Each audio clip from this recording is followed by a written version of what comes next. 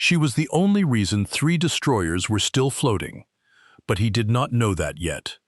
He knew one thing: the scan had failed, the queue was backing up, and there was an older woman in flat shoes standing at his gate with a canvas tote bag and a look on her face that told him, clearly and without apology, that she had been waiting in lines like this one her entire adult life and had learned, long ago, that they always ended the same way.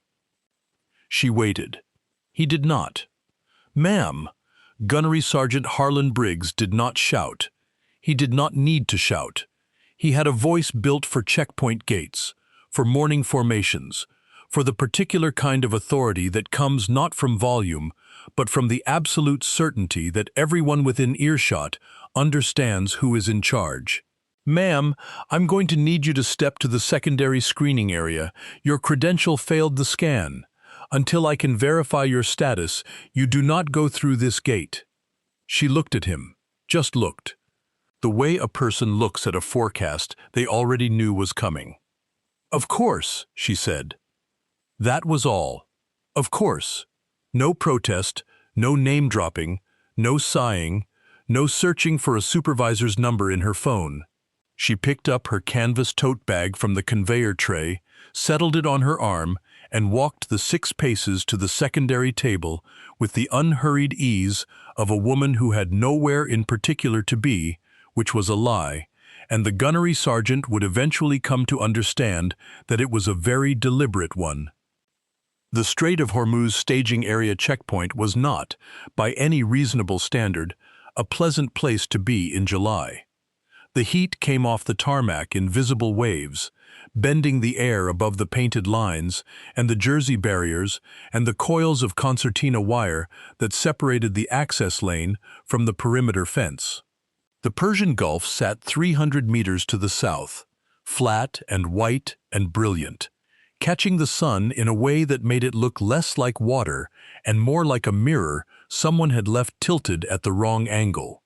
The smell was salt and jet fuel and hot rubber, with underneath it the particular metallic undertone of electronics pushed past their comfort range, the smell of every forward operating position the United States Navy had ever established in a place the sun took personally. Coalition vessels were cycling through the corridor at a tempo that had been, in the words of the morning briefing, sustained and non-negotiable. The threat board was live. It had been live for 11 days. There were 3 different advisories flagged in the last 24 hours alone, 2 of which related to small, fast-moving contacts in the southern approach lane, and 1 of which was the kind of advisory that did not get spoken aloud in open air. This was not, in other words, a moment for ambiguity at the gate. Gunnery Sergeant Harlan Briggs understood that. He had been running this checkpoint for 47 days, and he had run it the same way every single one of those days, thoroughly, loudly, and without exception. He was 34 years old, 6 feet 1 inch tall, built like someone had constructed a filing cabinet and then decided to add a neck, and he had the kind of energy at 0800 that made junior enlisted sailors consider the possibility that coffee might be something they needed to give up.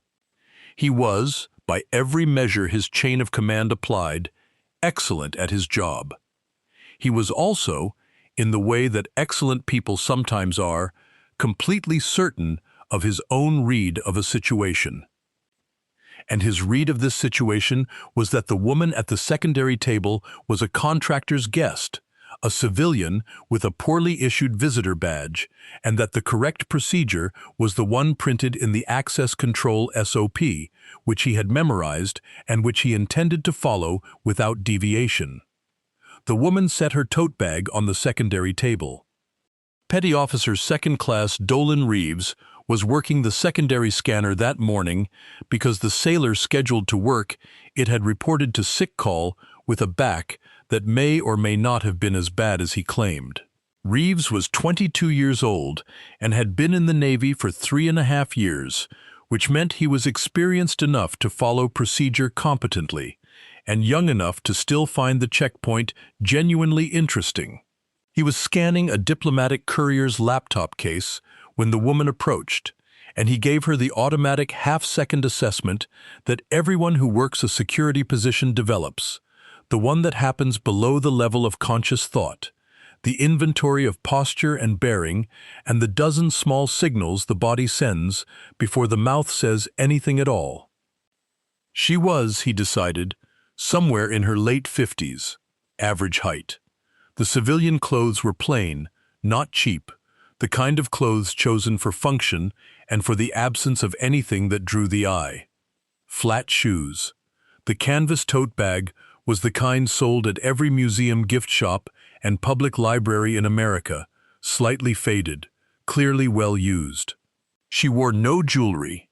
Her hair was gray at the temples and cut practically, and her eyes were a color he would later describe, when he tried to describe this day to anyone who would listen, as the exact shade of the sea on an overcast morning.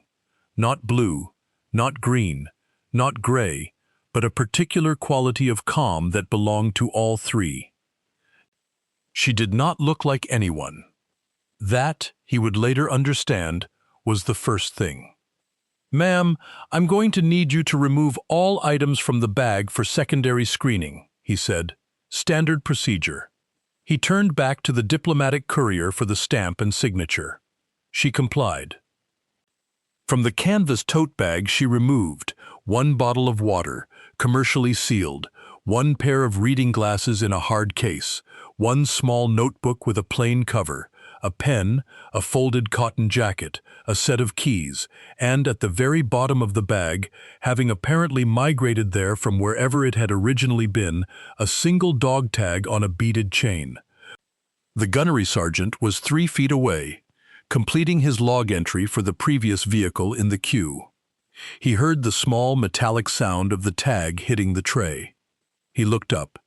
He reached over and picked it up before she could, which was not exactly procedure, but was, in his mind, entirely within the scope of his authority. The tag was not new. It was the kind of worn that happens not from neglect, but from years of simply being carried, the edges softened by handling, the face still legible because the stamp went deep. He read the service number. He read the blood type. He read the name on the line below. And then he read the call sign, stamped beneath the name in a slightly smaller font, the way some tags were sometimes marked in certain communities and certain contexts that the access control SOP did not specifically address. Iron Veil. He turned the tag over. There was nothing on the back. He looked at her. She was watching him with the calm gray eyes and the expression of someone who has been in this specific situation before, or one close enough to it that the distinction did not much matter. Iron Veil, he said. He said it the way a person says something they do not recognize but have just been handed to read aloud. Not mocking exactly, not respectful either. The tone of a man who is reading from a document and has arrived at a word he does not know and is waiting for context to catch up. "That's correct," she said. The gunnery sergeant set the tag down on the tray. He crossed his arms. Behind him, the gate queue had grown to 7 vehicles, and the 2 sailors managing the lane were beginning the process of managing that fact without making it visible to the people in the vehicles. "Ma'am?" he said, and now there was the patience in his voice that is not actually patience, the kind that is a performance for the benefit of anyone watching. "I don't know what that call sign is supposed to mean. What I do know is that your visitor credential failed to scan, which means you have no verified access, which means you are not going through this gate until I can verify your identity through a channel I trust. Now, can you provide any secondary identification?" She looked at him for a moment. Then she looked at the tote bag. Then she looked back at him. "I can," she said, "but it will take your S2 approximately 20 minutes to pull the documentation, and this is a working day, so perhaps we could begin that process." "That's exactly what we're going to do," he said. He turned to reach for the radio. Petty Officer Reeves had not moved. He was standing with the stamp in his hand and the diplomatic courier's case in front of him, and he was very completely still, in the way that a person becomes still when something has just connected in their mind with an almost audible sound, the way a key turns in a lock, the way a number comes up in a sequence you have been running for months without knowing you were running it. Iron Veil. He had heard that call sign once. And 6 months ago, in a tactical debrief he had attended as the most junior person in the room, which meant he had spent the entire debrief trying to be invisible and listening with the particular focused attention that comes from being invisible and having nothing else to do. The debrief had been run by an instructor whose name he had subsequently been told to not write down, and the subject of the debrief had been a 2019 interdiction event in the Hormuz approach corridor that had never been formally documented in any channel Reeves had access to. The instructor had spent 40 minutes on it. 40 minutes was a long time for a debrief on a single event. The sailors in the room had felt that 40 minutes. They had felt the weight of it. The specific gravity of a man who had spent 20 years in naval intelligence work stopping in front of a case and taking his time, because the case deserved it, because some things are worth the time. 11 fast boats. That was the part Reeves remembered first. 11 fast boats, the kind that ran shallow and hot, the kind the Iranians had been deploying in harassment configurations for years, the kind that, in groups of 11, coordinated and vectored correctly, represented a genuine and non-theoretical threat to larger vessels in a constrained waterway. One analyst. That was the part the instructor had paused on. One analyst, one communications relay, and a sequence of calls made in a window of less than 19 minutes that had redirected 3 destroyers before any of them had a confirmed radar contact on a single vessel. Before the fast boats were visible, before they were measurable, before anyone except the analyst had any empirical basis for believing they were there at all. The analyst had read the approach from signals, from a pattern in radio frequency traffic and a correlation with satellite imagery from 6 hours prior and a sequence of 3 separate data streams that no one else in the theater had connected because no one else in the theater had been looking at all 3 simultaneously. She had seen it the way a person sees a shape in a puzzle before anyone else does, not because they are looking harder, but because they are looking differently, because the shape of the thing is visible to them in a way it is not visible to others. The instructor had called it the cleanest threat read he had seen in 20 years of intelligence work. He had said it quietly, not for effect, because it was true. The name attached to the event, the only name in the 40-minute debrief, was Iron Veil. Reeves stood with the stamp in his hand. He looked at the dog tag on the tray. He looked at the woman standing calmly on the other side of the secondary table with the folded cotton jacket and the reading glasses and the plain notebook and the expression of someone who is used to waiting and has decided, a long time ago, that waiting is simply what you do while you are thinking, and thinking is never wasted. He set down the stamp. He took one step toward Gunnery Sergeant Briggs, who was lifting the radio to his shoulder. "Sergeant," he said. Briggs looked at him. Reeves said 2 words. He said them quietly, the way the instructor had said the call sign at the debrief, not for effect, but because some things do not require volume to land.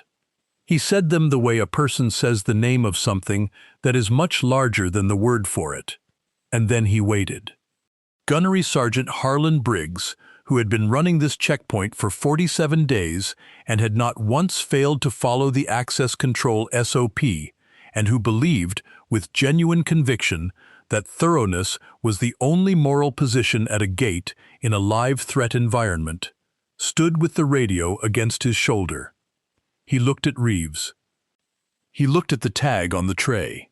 He read the call sign again. Iron veil. Something changed in his face. It was not dramatic. It was not the collapse of a man who had been dramatically wrong and knew it in a single blinding flash. It was slower than that, and in some ways more complete. It was the rearrangement of a person's understanding of a situation, the moment when the frame shifts and the thing you were looking at becomes a different thing, and you realize the frame was wrong from the beginning. He lowered the radio. He was quiet for 3 full seconds. Then Gunnery Sergeant Harlan Briggs stepped around the secondary table, walked to the gate mechanism, and held the gate open himself. He did not say anything. There was nothing in the access control SOP or outside it that covered what he needed to say. The woman at the secondary table picked up the dog tag from the tray and dropped it back into the canvas tote bag. She picked up the reading glasses case and the notebook and the pen and the folded cotton jacket and the water bottle and the keys, and she put them all back in the bag with the same unhurried economy she had used to take them out. She settled the strap on her shoulder. She walked through the gate. She did not look back. The queue behind the barrier was 7 vehicles long, and every one of the sailors managing those vehicles had gone very quiet at some point in the preceding 4 minutes. And the quiet had a specific quality, the quality of people who are watching something they do not entirely understand, but who understand enough to know that they are watching something. The gunnery sergeant stood at the open gate until she had cleared the visual range of the checkpoint. Then he closed it. He walked back to the primary position. He opened the access control log. He did not enter the secondary screen incident. He stared at the log for a moment. Then he closed it. If stories like this one stay with you, if you believe the people who keep the rest of us safe deserve to be remembered, you can help keep these stories coming on Patreon. The link is right there in the description. She had not always been someone other people needed to be told about. There had been a time, and it was not so long ago that she could not remember it, when she was simply a junior analyst assigned to a signals processing unit in a building with no windows and a classification marking on every door, spending her days reading data streams that most people in the building treated as noise. The world produced more signals than it could meaningfully interpret, and the job of an intelligence analyst was, at its most fundamental, the job of deciding what was signal and what was noise, and doing that deciding faster and more accurately than the people on the other side of the equation could account for. Her name was Catherine Orll. She had enlisted at 22, after finishing a degree in mathematics and a year of graduate work in statistical analysis, that she had left not because she failed, but because she had realized, in a way she could not entirely articulate, that the work she wanted to do was not the work that happened in graduate programs. She had wanted to work on problems that mattered in real time, problems where the cost of being wrong was immediate and not theoretical, and could not be corrected in a revision cycle. She had found those problems. She had spent the first years doing the work that new analysts do, the background processing, the database maintenance, the correlation of secondary sources, the building of the methodological fluency that takes years and cannot be shortened. She had not complained about the work. She had not found it tedious. She had found it, in fact, genuinely interesting in the way that a person who thinks in patterns finds pattern building interesting, the same way a musician finds scales interesting rather than merely preliminary. She had been noticed, eventually, the way that people who are genuinely good at what they do are noticed, slowly and then all at once, by someone who was paying the right kind of attention. Her clearances had deepened. Her assignments had changed. She had moved through the community in the way that people move through it when the community is using them well. Not with fanfare, not with promotion timelines that made the news, but with the quiet, incremental trust that is the actual currency of intelligence work, which is the currency of stakes. She had worked the Gulf. She had worked the Pacific approaches. She had worked in environments that she could not now and would not ever be able to describe to anyone who was not already in a position to know. And in those environments, she had done the thing she did, which was to look at a set of data streams and see a shape before anyone else saw it, and then to communicate what she saw with enough precision and enough speed that the people who needed to act on it could act before the moment closed. In 2019, the moment had been very small. The window between the first signal anomaly she had flagged and the point at which the situation would have become unrecoverable was 19 minutes. She had used 14 of them. The remaining 5 had been enough. 3 destroyers, 11 fast boats, a constrained waterway, and a threat read made from signals and prior imagery, and a correlation that no one else in the theater had drawn because no one else had been looking at all 3 data streams simultaneously. The instructor at the debrief had spent 40 minutes on it. She had not been at the debrief. She had been told about it later, by someone who had been in the room, and the telling had made her uncomfortable in the way that any form of recognition made her uncomfortable, which was a thing she had thought about and understood about herself for a long time. It was not false modesty. It was not the performance of humility. It was something more precise. She believed that the work was the point, and the recognition of the work was a category error, a confusion of the map for the territory, and she had never found a way to be comfortable in the presence of a category error about something she cared about. She had been told on more than one occasion, difficult to thank. She had considered this a reasonable assessment. She walked now through the staging area access corridor toward the building she had been asked to come to, the low prefabricated structure 200 meters from the gate, with the satellite array on the roof and the MPs at the entrance, moving with the unhurried pace she had adopted over years of moving through operational environments, the pace that covered ground without appearing to hurry, that was present without being notable. She had been asked to come by the Fleet Intelligence Coordinator for the corridor staging area, a captain named Whitmore whom she had worked with twice before in different contexts and who had, 3 days ago, sent her a message through channels she had not communicated through in some time, asking her to come in and consult on a specific thread of the current threat picture. She had read the thread summary he had attached. She had understood, within 10 minutes of reading it, why he had sent for her. The shape of the thing was visible to her.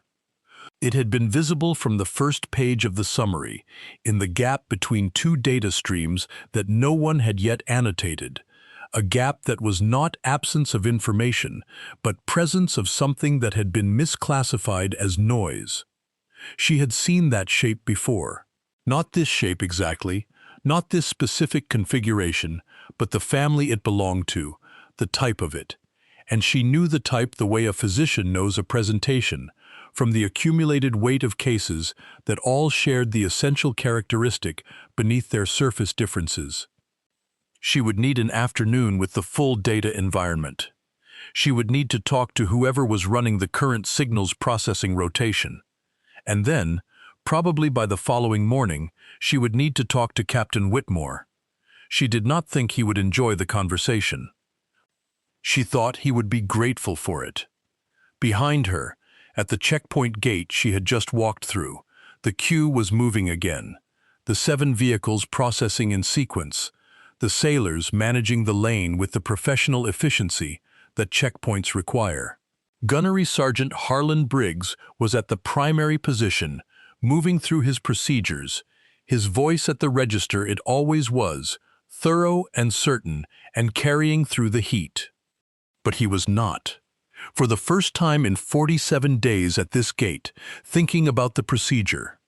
He was thinking about a 40-minute debrief he had not attended, about an event in 2019 that had never been formally documented, about 11 fast boats and 3 destroyers, and a window of 19 minutes, and about a woman in flat shoes with a canvas tote bag and calm gray eyes, who had waited for him to catch up to what she already knew, without irritation, without performance, and without once needing to tell him who she was. He was thinking about the call sign on the tag. He was thinking about the 2 words Petty Officer Reeves had said.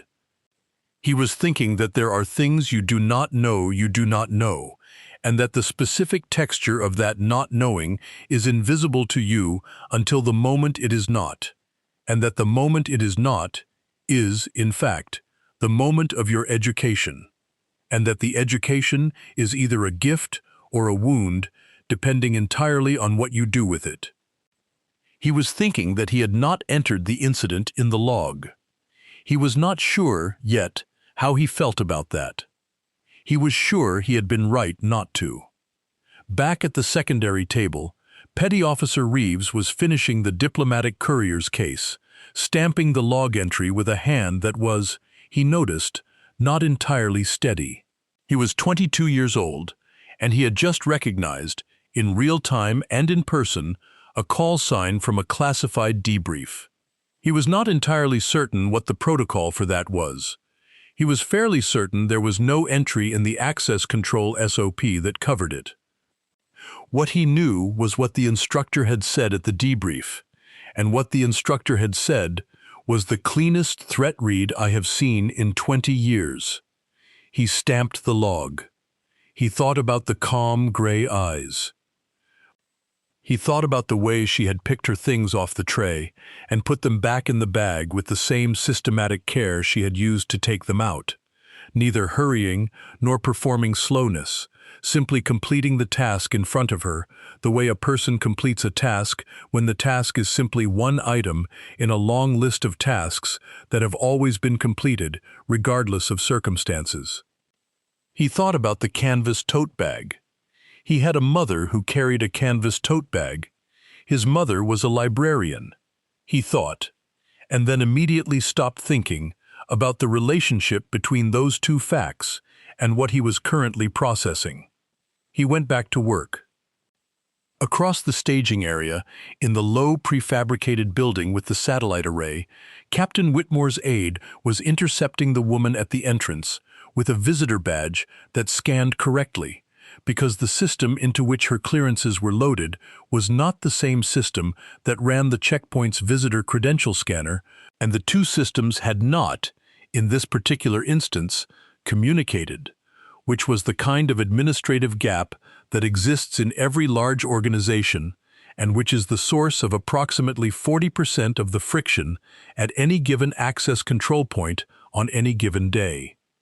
The captain's aide, who was 26 and extremely competent and had been briefed on the visit, said, "Dr. Orll, the captain is expecting you. Can I get you anything before the briefing?" She said, "Water would be good." She followed him inside, into the air conditioning and the hum of servers and the smell of a working intelligence space. The particular atmosphere of a room full of people, looking at screens with the focused attention of people who understand that what is on the screens is not abstract. She set her tote bag under the chair the aide indicated. She accepted the water. She opened the plain notebook to a fresh page and uncapped the pen. She waited for Captain Whitmore. She was, for the first time since 07:45 that morning, in an environment where the access procedure had been correctly administered. She found this, if not exactly a relief, at least unremarkable, which was, in her experience, the correct relationship to have with administrative procedures. They existed to serve a function. They served it imperfectly, because everything designed by humans serves its function imperfectly, and the appropriate response to imperfection in a system is not outrage but calibration. You noted the gap. You corrected for it. You continued the work. She uncapped the pen.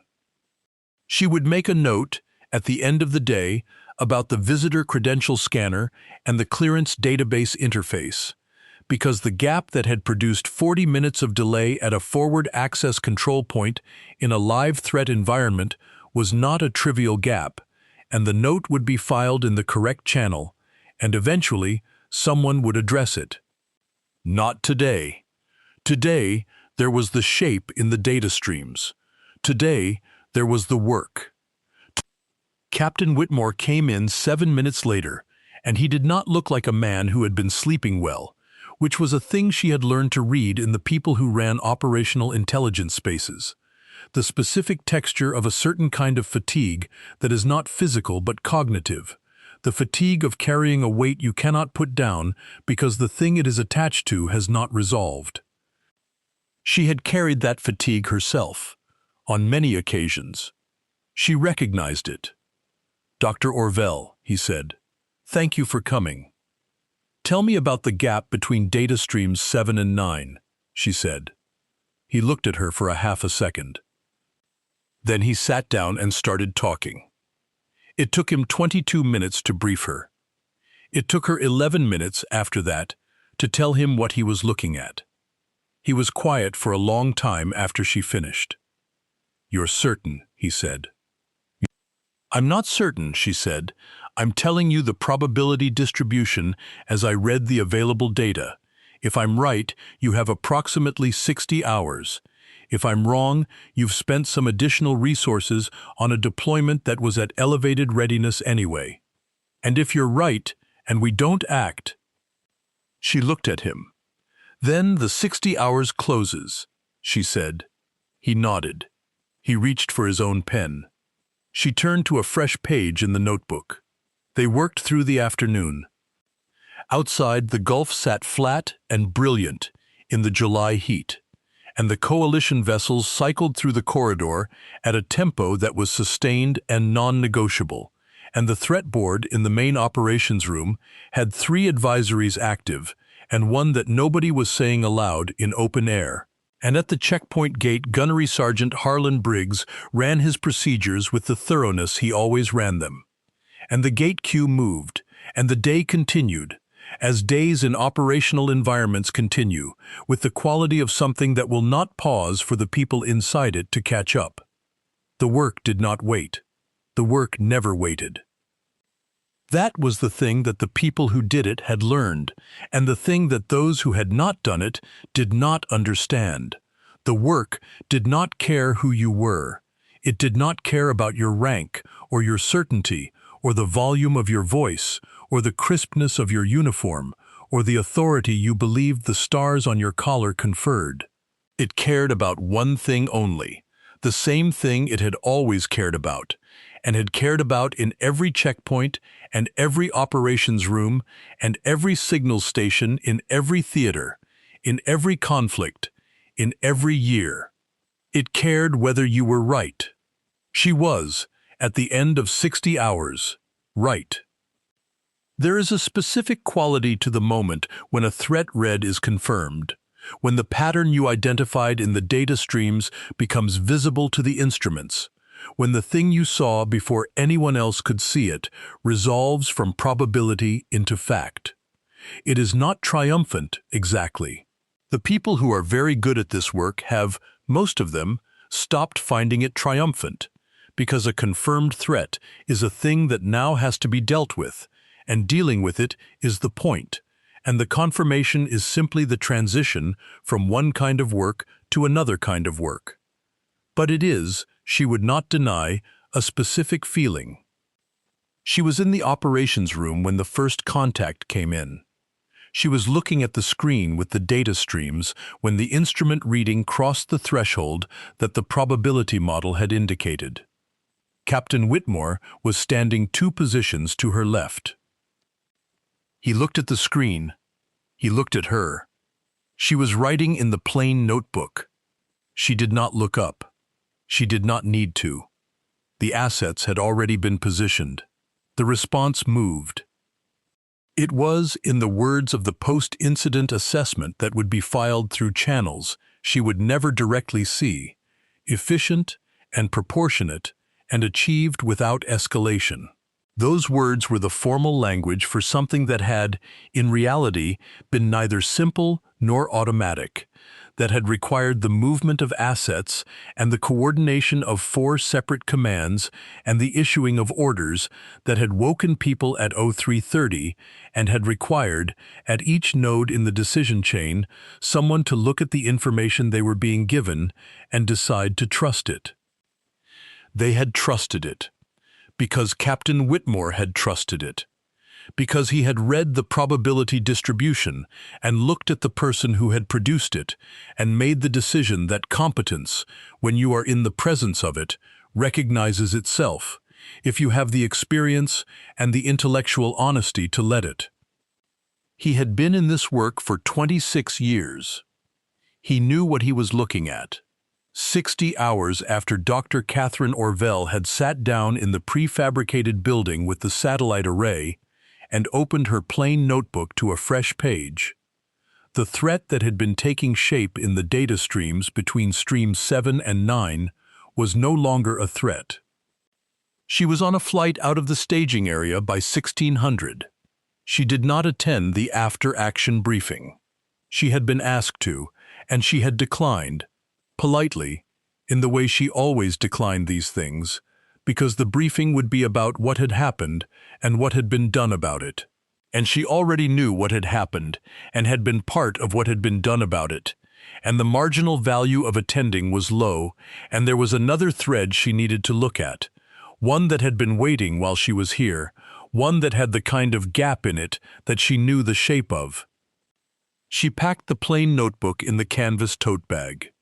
She packed the reading glasses, and the pen, and the folded cotton jacket. She put the dog tag back at the bottom of the bag. She settled the strap on her shoulder. She walked to the transport. The checkpoint gate was running different personnel on the afternoon shift. The gunnery sergeant was in the operations office, completing his daily access control summary. He was on the last line of the summary when he paused, and then he wrote one additional note in the comments field. A note that was not required by the SOP, but that he wrote anyway, because it was true and because he had been, in 47 days at this gate, a man who believed that what was true deserved to be written down. It was 2 sentences. He did not show it to anyone. He submitted the summary. He went back to the gate. What happened to Gunnery Sergeant Harlan Briggs was not the thing that happens to antagonists in the stories that get told about moments like these. He was not reassigned. He was not disciplined. He was not made an example of in any briefing or any after-action or any supervisory counseling session, because what he had done at the gate that morning was, by the access control SOP, exactly correct. The credential had failed the scan. He had held her at secondary. He had followed procedure. The failure was not procedural. The failure was the tone of it, the carelessness of his certainty, the way he had read Iron Veil from the tag, with the flatness of something that was not quite mockery, but was close enough to it that the people watching the gate queue had registered it and would remember it. That was not a SOP violation. That was a different kind of failure. The kind that does not get corrected with a memo. The kind that gets corrected, if it gets corrected at all, by the person who carries it. Harlan Briggs had grown up in Knoxville, Tennessee, the second son of an Army veteran and a woman who had worked the same job at the same hardware store for 23 years. He had enlisted at 19 because he wanted to serve and because he was honest enough with himself, in the way that very few 19-year-olds are, to know that he worked better with structure than without it. He was good at his job. He had always been good at his job. He had earned his rank through 13 years of consistent performance, and he understood what he had and what it represented, and he did not take it casually. He was not a bad man. He was a man who had made an assumption. He had looked at a woman in flat shoes with a canvas tote bag and a credential that failed to scan, and he had assembled a picture of who she was from the available surface information, and the picture had been wrong in a way that the access control SOP did not require him to guard against, but that something older and more fundamental did. The two words Petty Officer Reeves had said to him. He had turned them over, in the hours after she walked through the gate, the way you turn over a thing that has weight. Not obsessively. He was not the kind of person who tended toward obsession, but steadily, the way a person works a problem that does not have a clean solution. The two words were, "She's Iron Veil." They were not, in themselves, an explanation. They were a reference, a pointer to something he had not known he needed to know about. He had spent 40 minutes that evening reading everything he could access about a 2019 interdiction event in the Hormuz approach corridor. He found very little. The documentation was thin in the places where the documentation of things like this is always thin. But he found enough. He found enough to understand what Petty Officer Reeves had understood in the moment. The weight of the call sign on the tag, the shape of what it pointed to. He sat with that for a while. He was not a man who found apology easy. He was not sure that apology was even the correct category for what the moment required. She was not going to come back to the gate. He was not going to see her again. There was no mechanism by which the thing he had done could be formally undone, because the thing he had done was, formally, correct, and the thing he had done wrongly was the part that had no form. He thought about the 2 sentences he had written at the end of his access control summary. He thought about the fact that he had not entered the secondary screen incident in the log. He thought, for a long time, about the way she had picked her things off the secondary tray and put them back in the bag, and then walked through the gate he held open and had not looked back. Not looking back, he understood now, was not indifference. Not looking back was the behavior of a person for whom the interaction was simply one incident in a sequence of incidents, to be completed and moved past, without drama, without performance, without the carrying of a grievance that would slow down the next thing. She had been processing data streams in an intelligence space an hour and 40 minutes after he held the gate for her. She had probably not thought about the checkpoint again. That was, he decided, after a long time thinking about it, the most instructive thing about her. Not the call sign, not the record behind it, not the threat read, or the destroyers, or the 2019 corridor, or the 40-minute debrief. The most instructive thing was the not looking back, the simple, complete, unperformative continuation of the work. He decided he was going to carry that, not as a wound, not as a reminder of his failure, to be taken out and examined when he needed to punish himself for something, as a recalibration, a correction to the instrument. The kind of correction you make when you discover that the instrument has been reading slightly off, not because it is broken, but because something in its environment has shifted, and the calibration needs to catch up. He was a man who believed in calibration. He went back to the gate the next morning. He ran the procedure the same way he always ran it, thoroughly, without exception. But something in the way he ran it was different. It was a small difference. The sailors on his shift did not notice it immediately. Petty Officer Reeves noticed it eventually, weeks later, in the way that people who pay close attention notice small things, and he could not have said exactly what it was, only that it was there, a quality of attention that was slightly wider than it had been, a moment of stillness before the first voice came up with the authority register, an additional half-second of looking at the person at the gate before the procedure commenced. As if he was making sure, each time, that he was seeing what was actually there, rather than what he had expected to find. There is a moment, in the life of every operational environment, when a story settles into the fabric of the place and becomes part of how the place understands itself. It happens gradually. Someone tells someone what they saw. The someone adds a detail. The detail is correct in the way that the important details of true stories are correct, accurate not in every particular, but in the shape of the thing, in what it meant, in what it was. The story moves through the mess hall, and the berthing spaces, and the break rooms, and the smoking areas outside the buildings with the satellite arrays, and it collects, as it moves, the weight of repetition.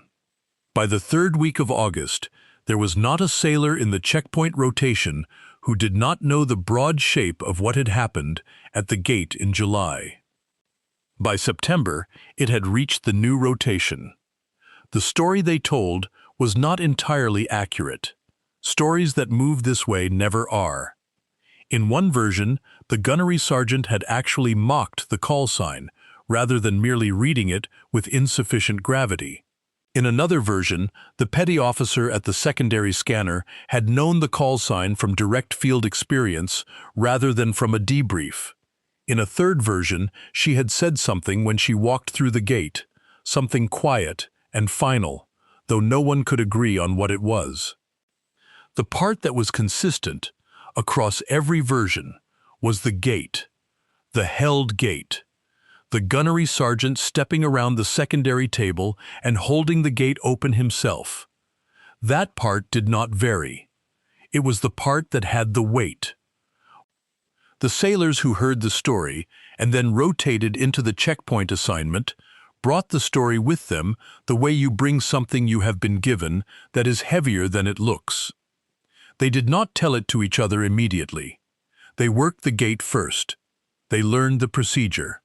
They learned the heat and the smell of hot rubber and jet fuel, and the way the queue backed up when the tempo was high, and the way the scanner sometimes failed, and the way you handled the secondary screening with exactly the professionalism the SOP required, and exactly the attention to what was actually in front of you that the SOP could not require.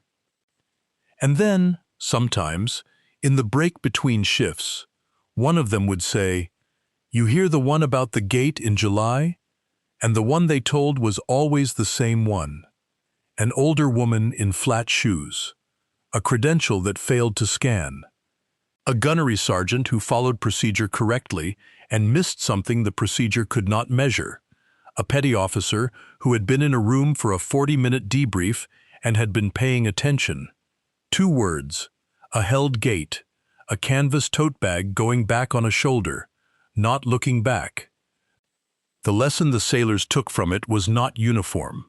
Stories like this one are not the kind that resolve cleanly into a single lesson, because life in operational environments does not resolve cleanly into single lessons, and the people who work those environments know this, and they are appropriately skeptical of the versions that do. Some of them took from it the lesson about assumption, the specific danger of reading a person from the surface of them, from the shoes and the bag and the failed credential and the absence of insignia. The absence of insignia, in particular. The absence of rank on a collar is not evidence of the absence of weight in a record. It is evidence only of itself. Some of them took from it the lesson about attention, the way the petty officer at the secondary scanner had been present enough in a debrief 6 months earlier to carry a call sign into a future moment where it mattered. Attention is not passive. Attention is accumulative. The things you carry in your mind from the moments when you were paying close attention are the things that will be available to you in the moments when close attention is required. Some of them took from it something harder to name, the shape of what she had demonstrated when she walked through the gate and did not look back. The completeness of it, the way that genuine competence, when it is deep enough and old enough and has been tested enough, does not need to announce itself, does not need to be recognized, does not need the gate to be held. It simply walks through. And whether the gate is held or not is, ultimately, a statement about the person doing the holding. The gate is always a statement about the person doing the holding. That is the thing that Gunnery Sergeant Harlan Briggs came to understand in the weeks after July, as he ran the checkpoint with the instrument recalibrated. The gate is a test, not for the people coming through it, for the person running it. The access control SOP tells you the procedure. The procedure is correct, and it should be followed, and the SOP is not the thing being tested. The thing being tested is what you bring to the procedure, the quality of attention, the willingness to see what is actually there, the humility to know that the credential scanner is one data point and not the whole of the information available to you if you are paying the right kind of attention. He was a man who believed in procedure. He was also, now, a man who believed something else, and the two beliefs were not in conflict, though he had thought, briefly, that they might be. Procedure is the baseline. Attention is the instrument you bring to it. And assumptions are the thing that will, if you let them, read the instrument wrong. That was the recalibration. He ran the gate. He ran it well. He ran it better than he had before, which was the only thing that could be said about any of it that was worth saying. In a building 200 meters from the gate, in a room that was now processing a different threat picture, the sailor who had taken over the signals processing rotation from the previous shift was working through a set of data streams and pausing, occasionally, at the gaps between them, the places where the pattern was not yet visible, but where the pattern might be. He was thinking about a shape he could almost see. He was thinking about what it would take to see it clearly. He was thinking, though he did not know exactly why, about a 40-minute debrief he had attended 8 months ago, about an instructor whose name he had been told not to write down, about an event in 2019 that had never been formally documented. He was thinking about the call sign the instructor had used. Iron Veil. He pulled the data streams from the adjacent node. He started to look. Old Bill has a few more stories to tell before the light goes. Stories about the people who hold the line without making noise about it.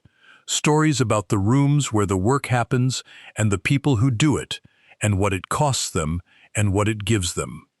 Stories about the gates and the people who run them and the people who walk through them and what the difference between those two things really means.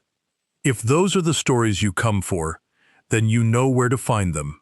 For more stories where quiet competence humbles loud arrogance, subscribe to Old Bill's Tales.